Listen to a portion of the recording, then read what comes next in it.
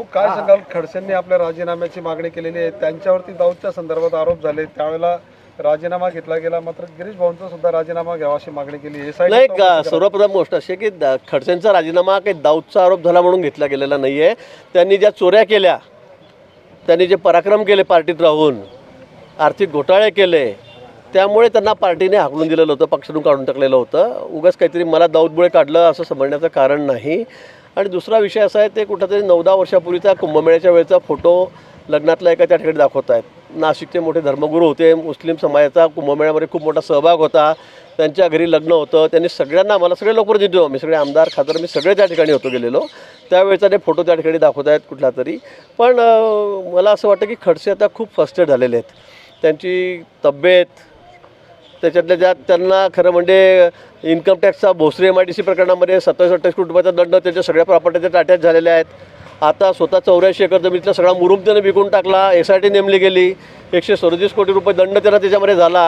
आणि आता त्यांची परिस्थिती आता इतकी केविलवाणी झालेली आहे आणि त्याच्यामुळे ते फ्रस्ट्रेटमध्ये गेलेले आहेत. त्यांना कळत नाही काय बोलावं, काय बोलू नये, आणि म्हणून ते वाटेल तसे आरोप करतायत, बेछूट आरोप करतायत.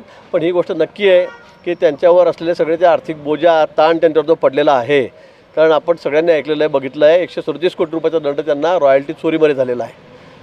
27 कोटी रुपयामध्ये 30 कोटी रुपये रेडी रेटनरची प्रॉपर्टी 3 कोटीत खरेदी केली. 27 कोटीचा डिफरन्स, 8 वर्ष झाले, त्याच्यावर तो व्याज दंड असा 30 कोटीचा दंड त्यांना परत बसला. त्यात सगळी प्रॉपर्टी अटॅच झालेली आहे. त्यामुळे तर त्यांच्याकडे काही राहिलेलं नाही आणि त्यामुळे ते खूप त्याची मानसिक अवस्था मला वाटतं खूप वाईट झालेली आहे. आणि त्यामुळे मग त्यांना बेछूट आरोप मग माझ्यावर बोलत आहेत, देवेंद्रजींवर बोलत आहेत, काही आरोप करत आहेत. मला वाटतं आम्ही त्यांच्या कुठल्याही आरोपाला तशी किंमत देत नाही. त्यांचा खरं म्हणजे आता आम्हाला त्यांची क्यू करावीशी वाटतं बिचाऱ्यांची, त्याशिवाय दुसरं आमच्याकडे शब्द नाही. कारण एकेकाळी आमच्याकडे ते 20-25 वर्ष आमच्यासोबत राहिले, आमचे सहकारी आहेत.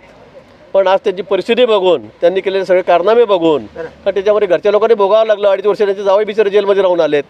ते म्हणतात मी काही केलं नाही. मग ते कशामुळे गेलेत हे त्यांनी सांगावं. पण त्यांची परिस्थिती अतिशय त्या वैफल्यग्रस्त झालेल्या आहेत. त्यामुळे मला त्यांच्यावर काही फार टीका टिप्पणी करायची नाही.